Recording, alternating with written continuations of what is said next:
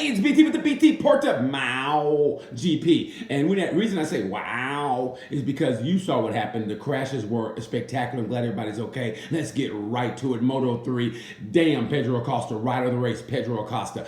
Heartbreak goes to Jamie Masia. You know why? For two reasons. One, I mean, he was vying for the championship and he crashes out and his teammate won. And let me tell you something, man. You know, it's kind of like that Rocky IV, when the Russian was in Russia fighting Rocky, and the crowd and the Russians go Rocky, Rocky, and the Russian was like Zabiet, Zabiet. Well, it kind of sounds like Fred Sanford, you know, you big dummy. But he was kind of like taken aback, like, why you guys rooting for this guy? And that's what it's like in that garage. Jamie Massey was supposed to be the man fighting for the championship, which he still is, along with Darren Bender and everybody else, but Pedro Acosta stealing all the scenes. He's the talk of the paddock, and it's got to be playing mind games on Jamie Masia this year. So don't get me wrong, he's still going for the championship. It's not over yet, but you got to consider Pedro Acosta won on a track he's never raced on before. This guy is incredible. He's a bully with braces. You ever seen a bully with braces? A BWB? And no, we're not going there. A BWB, a bully with braces. That's what he is. It's like somebody taking your lunch money. You go, the kid with braces took your lunch money, dude.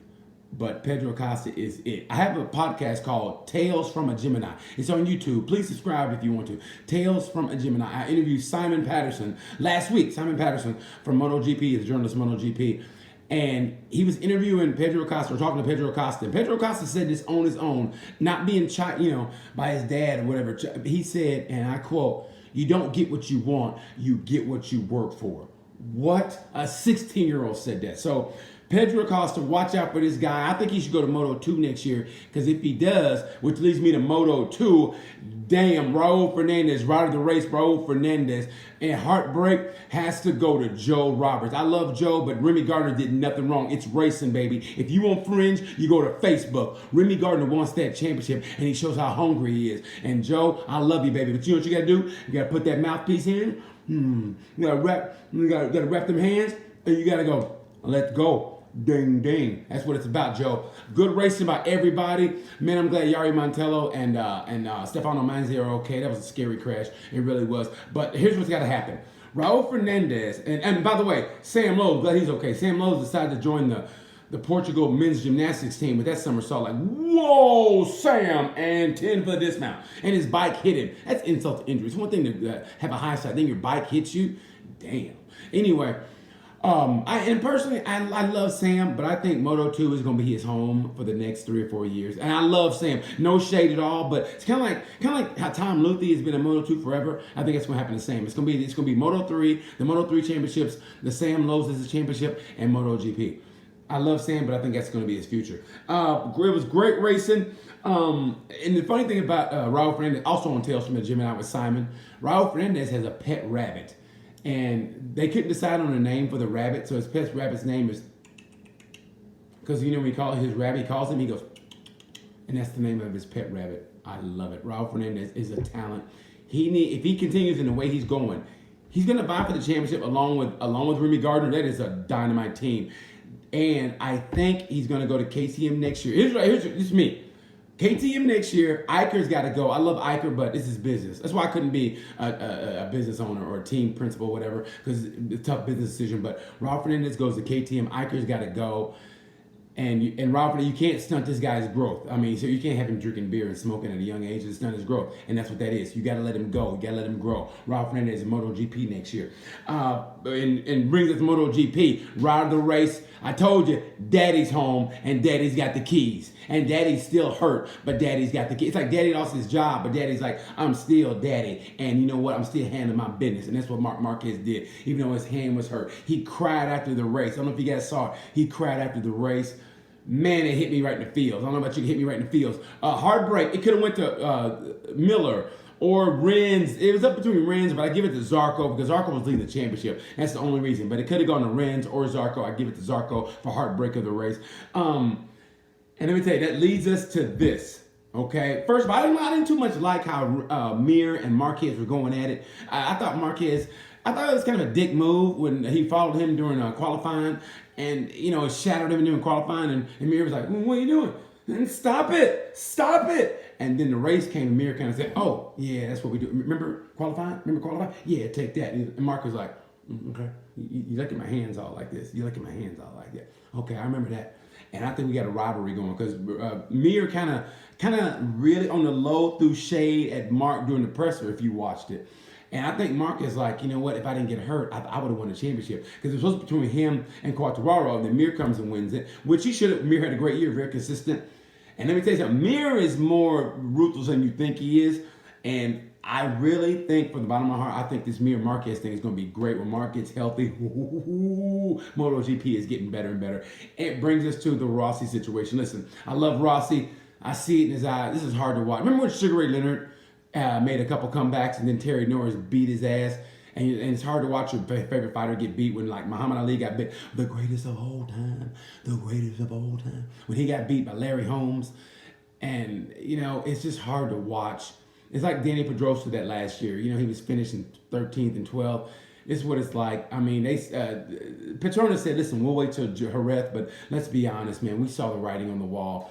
Even if he does great in Jerez, I just can't see Rossi coming up with even a podium. Man, these are young killers. Like I said, Raul Fernandez is coming up. Even the guys who are there now. I mean, you got Pekka Bagnaia, Rossi's brother, Luca. Where'd Luca come from? You got Bastianini, who's getting his footing. I mean, it's hard to watch, and I think this year, and it sucks because his fans won't get a chance to watch his farewell, but that's life. And I hate to say it, but I think it's time for Rossi, and I think Petronas is going to take him in the room and go, listen, either you do it or we do it. We're going to call a press conference, and well, you know what that means. So it's hard to watch, but I think the bleeding has to stop. Because think about it. Petronas, if you open up a seat, Raul Fernandez on that Petronas bike, oh my God. They're going to back a truckload of money, and he's going to go, KTM, Petronas.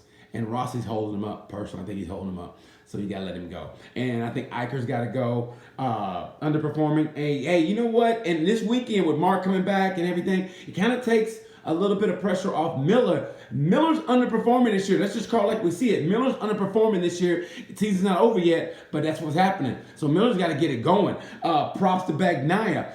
Props to Alacia, Spargo. Aprilia's got to go. If I was Aprilia, with MotoGP being this way, if I was Aprilia, I would back a truckload of money to Dobie's house. Be like, Dobie, what are you doing? I'm riding motocross. What else? Eating some soup. And what else? I'm going to pick my daughter up from school in about 10 minutes. You want to race MotoGP? We'll give you half of Italy. Grazie. Give it to if Dovey came back mid-season. Oh, on that Aprilia, I love the Lace, but let's be honest, man. Who's the better rider? You bring a Lace in. You bring Dovey in mid-season. Whoa! MotoGP just got better and better and better. I think that's what they should do. If I was Aprilia, man, I'd bring in some illegal money from someplace, and I would bribe him and bring him back mid-season. What? Vinales. Hey, you know what we should do? We should have a missing persons report for Vinales. I love Vinales more than I should love any heterosexual man. But what happened? Even he said, I don't know what happened. Yeah, we all don't know what happened. But you're the rider. I don't know what's going on in Yamaha. Like, they can have two riders do well and two riders just, I don't know. But let's not forget, Quartararo is focused more than I've ever seen him focus. He's coming into his own. And he's never won on the one-on-one duel with Marquez, and I think that's coming. And I can't wait. I think Fabio is ready for the battle, ready for the challenge. He's a new Fabio, and he's got that little strut. Like, hey, like I said, when a dude loses his virginity, he walks through. Girls go, something different about you, Fabio. Go, yeah, we. And I wish I had hair. And I think that's what's going on with Fabio, man. He's looking good. And he's more focused, and he's maturing. His birthday's this week. Happy birthday, Fabio. Watch out for Fabio. So, rider of the race, Pedro Acosta, Raul Fernandez, and Marc Marquez. Heartbreak, Jamie Masia, Joe Roberts, and Johan Zarco. MotoGP just keeps getting better and better. Like I said, I think Rossi has to go. You guys tell me what you think. That was a hard one. Jerez is going to be off the chain. Mark's going to keep getting better. That arm is going to keep getting more strength. And watching him cry after the race, that shows you the passion that man has. When he cried at the race, that hit me in the feels.